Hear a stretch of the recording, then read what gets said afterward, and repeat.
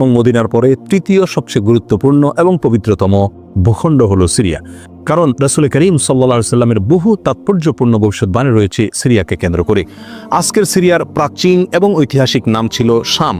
এই শামকে কেন্দ্র করে যতগুলো বর্ণনা হাদিসের কিতাবসমূহে পাওয়া যায়, সেই শামের সীমানা অবশ্য আজকের সিরিয়া থেকে বেশ খানিকটা বিস্তৃত এবং বড় ছিল।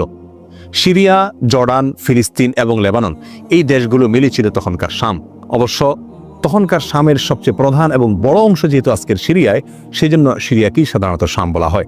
শাম বা সিরিয়ার প্রধান এবং অন্যতম বৈশিষ্ট্য হলো যুগে যুগে আল্লাহ সুবহানাহু ওয়া তাআলার পক্ষ থেকে বিভিন্ন নবী রাসূল যে সারা পৃথিবীতে এসেছেন, তাদের সবচেয়ে বড় অংশ এবং সবচেয়ে বেশি সংখ্যক নবী রাসূল এসেছেন এই শাম বা সিরিয়া। শাম বা সিরিয়া এটাই কিয়ামতের ময়দান হবে। কিয়ামতের দিন লোকেরা এখানেই সমবেত হতে থাকবে। এর বাইরেও শাম বা সিরিয়া প্রসঙ্গে রাসূল করিম সাল্লাল্লাহু আলাইহি সাল্লামের আরো অনেক গুরুত্বপূর্ণ মন্তব্য এবং বক্তব্য রয়েছে। সামান্য কয়েকটি বক্তব্য আজ আপনাদের সম্মুখে আমরা পেশ করতে চাই। তার মধ্যে এক নম্বর হলো সহিহ বুখারীতে বর্ণিত হয়েছে, নবী আলাইহিস সালাম বলেছেন, লা তাযালু তায়ফাতুম মিন উম্মতি মানসুরিন লা ইয়াদুররুহুম মান খাযালাহুম হাত্তা তাকুমাস সাআহ। অর্থাৎ আমার উম্মতের মধ্যে একটা বিশেষ শ্রেণী, বিশেষ কিছু লোক থাকবে, একটা দল থাকবে যারা সত্যের পক্ষে লড়াই করতে থাকবে, আল্লাহর সাহায্য তাদের সঙ্গে থাকবে এবং তারা এই সত্যের পক্ষের লড়াইকে অব্যাহত রাখবে কিয়ামত কায়েম হওয়া পর্যন্ত। তাদেরকে যারা পর্যদস্ত করতে চায়, অপমান করতে চায়, ক্ষতি করতে চায়, তাদের কেউই তাদের কোনো ক্ষতি করতে পারবে না। এই হাদিসে নবী আলাইহিস সালাম যে দলটির কথা বলেছেন, যারা সাহায্য প্রাপ্ত হবেন আল্লাহর পক্ষ থেকে এবং যারা অটল অবিচল থাকবেন সত্যের উপরে কিয়ামত পর্যন্ত, যাদেরকে কেউ অপদস্থ করতে পারবে না, সেই দলটি কারা এবং তাদের অবস্থান কোথায় হবে, এই প্রসঙ্গে সহিহ বুখারীতে নবী আলাইহিস সালামের একাধিক সাহাবায়ে কেরামের মন্তব্য রয়েছে, যারা বলেছেন যে এখানে যে দলটির কথা বলা হয়েছে তারা হলেন সিরিয়ায় অবস্থানকারী হবেন এবং এটা হবে কিয়ামতের ঠিক আগ মুহূর্তে। তাবরানির এক বর্ণনা নবী আলাইহিস সালাম নিজেও বলেছেন আল্লাহর সাহায্যপ্রাপ্ত সেই দলটি থাকবে সিরিয়ায় বা শামে। সিরিয়া প্রসঙ্গে দ্বিতীয় হাদিসটি বর্ণিত হয়েছে সহিহ বুখারীতে। বিখ্যাত সাহাবী আব্দুল্লাহ ইবনে ওমর রাদিয়াল্লাহু তাআলা আনহু বলেছেন, রাসূল করিম সাল্লাল্লাহু আলাইহি ওয়াসাল্লাম ইরশাদ করেছেন, আল্লাহুম্মা বারিক লানা ফি শামিনা ওয়া ফি ইয়ামানিনা। অর্থাৎ আল্লাহ আমাদের সিরিয়ায়, আমাদের ইয়ামানে আপনি বরকত দান করুন। এই কথা বলার পরে উপস্থিত লোকেরা বলল, ইয়া রাসূলুল্লাহ ওয়া ফি নাজদিনা, আমাদের নজদেও আল্লাহ বরকত দান করুন, সে দোয়া করুন আপনি। নবী আলাইহিস সালাম তাদের কথায় কর্ণপাত না করে আবারও বললেন, আল্লাহুম্মা বারিক লানা ফি শামিনা ওয়া ফি ইয়ামানিনা। লোকেরা আবারও বললেন, ওয়া ফি নাজদিনা, আমাদের নজদেও। নবী আলাইহিস সালাম তখনও একই কথার পুনরাবৃত্তি করলেন এবং পরিশেষে বললেন, নাজদ সেই জায়গায় তো ফিতনা ফাসাদ হবে, সেখানে তো হত্যা মারামারি খুনাখুনি হবে, সেখানে তো ভূমিকম্প দেখা দিবে এবং সেখান থেকে তো শয়তানের শিং উত্থিত হবে, সেখান থেকে তো শয়তানের শিংয়ের আবির্ভাব ঘটবে, বের হবে। এখানে নাজদ বলতে কোন এলাকাকে বোঝানো হয়েছে? এই প্রসঙ্গে মুহাদ্দিসিনে কেরামের বেশিরভাগের মন্তব্য হলো নাজদ বলতে ইরাককে বোঝানো হয়েছে।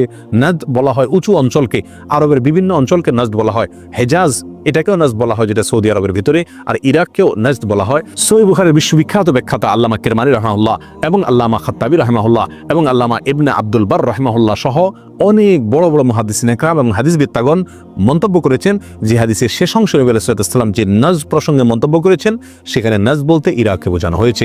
হাদিসের সবচেয়ে বড় সমাহার কানজুল উম্মালে আবু নাঈমে বর্ণিত নবী আলাইহিস সালামের এক হাদিসে পরিষ্কারভাবে নবী আলাইহিস সালাম নিজেই বলে দিয়েছেন এখানে নাজদ বলতে ইরাককে বোঝানো হয়েছে। যাই হোক, এই হাদিস থেকে আমরা বুঝতে পারলাম বরকত নবী আলাইহিস সালাম চেয়েছেন আল্লাহর কাছ থেকে এই শাম বা সিরিয়ার জন্য। তাহলে এই শাম বা সিরিয়া এটা গুরুত্বপূর্ণ একটি জায়গা এবং নবী আলাইহিস সালামের কাছে খুবই প্রিয়, আল্লাহর কাছে খুবই তাৎপর্যপূর্ণ একটি ভূখণ্ড। তৃতীয়ত যে হাদিসটি আমরা এই প্রসঙ্গে পেশ করতে চাই, সেটি বর্ণিত হয়েছে সুনানে আবু দাউদে এবং মুসনাদে আহমদে। নবী আলাইহিস সালাম থেকে বর্ণনা করেছেন আব্দুল্লাহ ইবনে হাওয়ালা রাদিয়াল্লাহু তাআলা আনহু, তিনি বলেন যে রাসূল করিম সাল্লাল্লাহু আলাইহি ওয়াসাল্লাম আমাকে বলেছেন, দেখো যখন তুমি দেখবে যে খেলাফত পবিত্র ভূমিতে অবতরণ করেছে, নেমেছে, এসেছে, প্রতিষ্ঠিত হয়েছে, তখন তুমি ধরে নিবে যে কিয়ামত খুবই সন্নিকটে এসে গেছে। এই হাদিসে নবী আলাইহিস সালাম পবিত্র ভূমিতে যে খেলাফত অবতরণ করলে কিয়ামত নিকটবর্তী এটা বোঝা যাবে বলেছেন। এখানে পবিত্র ভূমি বলতে তিনি কি বুঝিয়েছেন, এই ব্যাখ্যা প্রসঙ্গে প্রায় সকল মুহাদ্দিসিনে কেরামের অভিমত হলো নবী আলাইহিস সালাম এখানে সিরিয়াকে বুঝিয়েছেন। আগে এবং পরের আলোচনাকে পর্যালোচনা করলে সেটাই পরিষ্কার হয়ে যায়। সিরিয়া প্রসঙ্গে চতুর্থ যে হাদিসটা আমরা পেশ করতে চাই, সেটি সুনান তিরমিজিতে বর্ণিত হয়েছে। সেই হাদিস থেকে বোঝা যায় নবী আলাইহিস সালাম সিরিয়াকে গোটা মুসলিম বিশ্বের জন্য হৃৎপিণ্ড হিসেবে অভিহিত করেছেন, মন্তব্য করেছেন। তিনি বলেছেন, সিরিয়ার লোকেরা যখন খারাপ হয়ে যাবে, মন্দ এবং খারাপ দিক যখন সিরিয়ার লোকদেরকে গ্রাস করবে, ছেয়ে যাবে, তখন তোমরা ধরে নিবে পৃথিবীর কোনো জায়গায় আর কোনো ভূখণ্ডে মুসলমানদের মধ্যে আর কোনো কল্যাণ অবশিষ্ট নেই। অর্থাৎ হৃৎপিণ্ডের মতো সিরিয়ার মানুষের মধ্যে যখন পচন ধরবে, তখন গোটা দেহে, গোটা মুসলিম বিশ্বের মধ্যেই পচন তার আগেই ধরে গেছে, এটা পরিষ্কারভাবে বোঝা যাবে। এই হাদিস থেকেও সিরিয়া অত্যন্ত গুরুত্বপূর্ণ ভূখণ্ড, সেটা পরিষ্কারভাবে আমরা বুঝতে পারি। সিরিয়া প্রসঙ্গে 5 নম্বর হাদিসটি বর্ণনা করেছেন আবু হুরায়রা রাদিয়াল্লাহু তাআলা আনহু, আর এটি বর্ণিত হয়েছে সূরা ইবনে মাজাহ। নবী আলাইহিস সালাম বলেছেন, একটা সময় আসবে যখন গোটা বিশ্বে বড় বড় যুদ্ধ বিগ্রহ সংঘটিত হবে, বিশ্বজুড়ে যখন বড় বড় যুদ্ধ দেখা দিবে, তখন মাওয়ালিদের অর্থাৎ নওমুসলিমদের একটি দল আল্লাহর পক্ষে, সত্যের পক্ষে, আল্লাহর দ্বীনের জন্য লড়াই করতে থাকবে এবং তখনকার আধুনিক যত অস্ত্রশস্ত্র এগুলিতে তারা সজ্জিত থাকবেন এবং সত্যের পক্ষে লড়াই করতে থাকবেন। তাহলে চরম সংকটময় পরিস্থিতিতে আল্লাহ সুবহানাহু ওয়া তাআলার একটা বিশেষ সাহায্য এবং অনুগ্রহ আমরা দেখতে পাচ্ছি, আর সেটা অবতীর্ণ হবে, সেটা নাজিল হবে এই সিরিয়ার দামেস্ক নামক শহরে। নাম্বার 6, সিরিয়া প্রসঙ্গে নবী সাল্লাল্লাহু আলাইহি ওয়াসাল্লামের আরেকটি তাৎপর্যপূর্ণ ভবিষ্যৎবাণী রয়েছে, যেটি বর্ণিত হয়েছে সহিহ মুসলিমে। বর্ণনা করেছেন সাহাবী নওয়াস ইবনে সুমাআন রাদিয়াল্লাহু তাআলা আনহু। তিনি বলেছেন, নবী সাল্লাল্লাহু আলাইহি ওয়াসাল্লাম একবার দাজ্জাল প্রসঙ্গে দীর্ঘ এবং বিশদ আলোচনা করলেন। একটা পর্যায়ে এসে তিনি বললেন, কিয়ামতের পূর্বে আল্লাহর নবী ঈসা আলাইহিস সালাম যে আসমান থেকে অবতরণ করবেন পৃথিবীতে, তিনি অবতরণ করবেন মূলত সিরিয়ার দামেস্ক নামক শহরের, বর্তমান যে রাজধানী সেই দামেস্ক শহরের পূর্ব অঞ্চলের একটি উঁচু এবং সাদা মিনারায় তিনি অবতরণ করে দুনিয়াতে আসবেন। এসে সারা পৃথিবী জুড়ে তাণ্ডব চালানো দাজ্জালের বিরুদ্ধে তিনি লড়াই করবেন এবং সিরিয়ার এই লুদ নামক জায়গায় তিনি দাজ্জালকে হত্যা করবেন। একজন মুসলমানের কাছে যে সিরিয়ার ভূখণ্ডটি অত্যন্ত তাৎপর্যপূর্ণ তা পরিষ্কারভাবে হাদিসের মাধ্যমে ফুটে ওঠে। নাম্বার 7, তিরমিজি বর্ণিত এক হাদিসে নবী আলাইহিস সালাম ইরশাদ করেছেন, কিয়ামতের পূর্বে ইয়ামানের হাজরামাউত নামক শহরে সেখানে আগ্নোৎপাত দেখা দিবে, আগ্নেয়গিরি দেখা দিবে এবং সে আগুন মানুষকে ধাওয়া করতে থাকবে।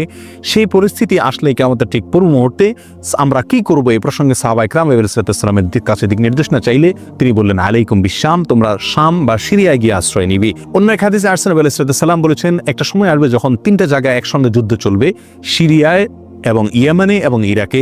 একজন সাহাবী প্রশ্ন করলেন, ইয়া রাসূলুল্লাহ, আমাকে ওই সময় আপনি কোন পক্ষের হয়ে লড়াই করার জন্য নির্দেশ করবেন? নবী আলাইহিস সালাম বলেছেন, তুমি শামের হয়ে অর্থাৎ সিরিয়ার হয়ে তুমি লড়াই করবে, আর যদি সিরিয়া হয়ে লড়াই করার সামর্থ্য তোমার না থাকে তাহলে ইয়ামানের পক্ষ তুমি অবলম্বন করবে। এই হাদিসে একেবারে পরিষ্কারভাবে সিরিয়ার গুরুত্ব এবং তাৎপর্য আমাদের কাছে ফুটিয়ে তুলছে। নাম্বার 8, মুসনাদ আহমদ সহ বহু হাদিসের কিতাবে বর্ণিত হয়েছে, কিয়ামতের পূর্বে যে আগ্নেয়গিরি দেখা যাবে, যে আগ্নোৎপাত দেখা দিবে, সে আগুন মানুষকে ধাওয়া করতে থাকবে এবং সারা পৃথিবীর মানুষকে ধাওয়া করতে করতে করতে একটা জায়গায় একত্রিত করবে, আর সেটি হলো সিরিয়া। নবী আলাইহিস সালামের ভাষায় আরদুল মাহশারি ওয়াল মানশার, অর্থাৎ সিরিয়াই হবে কিয়ামতের ময়দান। কিয়ামতের সময় সারা পৃথিবী থেকে মানুষ সমবেত হয়ে এই সিরিয়াতেই একত্রিত হতে থাকবে। নাম্বার 9, নবী আলাইহিস সালাম আরেক হাদিসে বলেছেন, মালায়েকাতুল্লাহি বাসিদু আজনিহাতাহুম আলা শাম, আল্লাহর ফেরেশতাগণ সিরিয়ার উপরে তাদের ডানাকে ছেয়ে আছেন অথবা ছেয়ে থাকবেন। এই হাদিস থেকেও শাম বা সিরিয়া গুরুত্ব করে পরিষ্কারভাবে ফুটে ওঠে। নাম্বার 10, এখানে যে আসলে নবী আলাইহিস সালাম তার এক স্বপ্নের বিবরণ দিতে গিয়ে বলছেন যে, আমি একবার শুয়েছিলাম, দেখলাম আমার মাথার নিচ থেকে আল্লাহর কিতাবকে ছিনিয়ে নিয়ে যাওয়া হলো এবং সেটাকে যখন নিয়ে যাওয়া হচ্ছে আমি তাকিয়ে থাকলাম কোথায় নিয়ে যাওয়া হচ্ছে। দেখলাম যে একটা আলোক রশ্মি চলে যাচ্ছে এবং যেতে যেতে সিরিয়ার ভূমি পর্যন্ত সেটা চলে গেল এবং সেখানে গিয়ে অবতরণ করলো। এরপর নবী আলাইহিস সালাম বললেন, আলা ইন্নাল ইমানা ইযা ওয়াকাআতিল ফিতানু বিশাম, অর্থাৎ যখন সারা পৃথিবীতে ফিতনা ফাসাদ ছেয়ে যাবে তখন ইমানের ঠিকানা হবে সিরিয়ায়, আর ইমানদারদের আশ্রয়স্থল হবে, শেষ ভরসা হবে সিরিয়া। সম্মানিত ভাই বন্ধুগণ, এই হাদিসগুলো থেকে পরিষ্কারভাবে ফুটে উঠলো যে মক্কা মদিনার চাইতেও ঘটনাবহুল হবে কিয়ামতের পূর্ব মুহূর্তে শাম বা সিরিয়া নামক ভূখণ্ড। আর সে শাম এবং সিরিয়াতে আজকে জুলুমের স্টিম রোলার চলছে। সারা পৃথিবীর সবচাইতে বড় কসাইখানায় পরিণত হয়েছে শাম বা সিরিয়া। এখানকার নিরীহ নারী, পুরুষ, শিশু, সাধারণ মানুষ আজ তাদের রক্ত সম্পূর্ণ হালাল মনে করা হচ্ছে।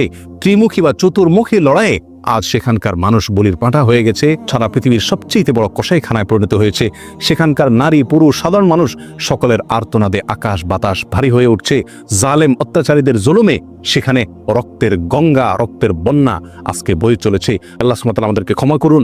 আমাদের অক্ষমতা, আমাদের অপারগতা, আমাদের অলসতা, আমাদের উদাসীনতা, আমাদের দায়িত্বহীনতা এর জন্য না জানো আল্লাহর গজব আমাদের উপরে, আল্লাহর আযাব না যেন আমাদের উপরে নাজিল হয়। আজ সারা বিশ্ব বিবেক নীরব হয়ে আছে। মুসলিম বিশ্ব পর্যন্ত নীরব দর্শকের ভূমিকা পালন করছে। আপনার আমার মতো সাধারণ মানুষ আজকের বিশ্ব ব্যবস্থা আমাদের হাত পাকে একরকম বেঁধে রেখেছে। আমরা তাদের পাশেও দাঁড়াতে পারছি না। অতএব কমপক্ষে আল্লাহর কাছে দোয়া করি, আল্লাহ আমাদের অক্ষমতাকে ক্ষমা করুন, আল্লাহ তাদের সাহায্য করুন, তাদের সহযোগিতা করুন। জালেমদের কালো হাতগুলোকে আল্লাহ সুবহানাহু ওয়া তাআলা ভেঙে চুরে চুরমার করে দিন। প্রিয় বন্ধুগণ, নিরাশ হওয়ার কোনো কারণ নেই। সিরিয়ার মানুষদের দিয়ে আল্লাহ সুবহানাহু ওয়া তাআলা অনেক বড় খেদমত নেবেন। হয়তো তাদের পরীক্ষা চলছে, আল্লাহ সাহায্য ইনশাআল্লাহ অচিরেই আসবে। আল্লাহ সাহায্য তাদের সঙ্গে আসুক এবং সকল প্রকার জালেমদেরকে আল্লাহ সুবহানাহু ওয়া তাআলা ধ্বংস করুন। সেই দোয়া আল্লাহ সুবহানাহু ওয়া তাআলার কাছে আমরা রাখি।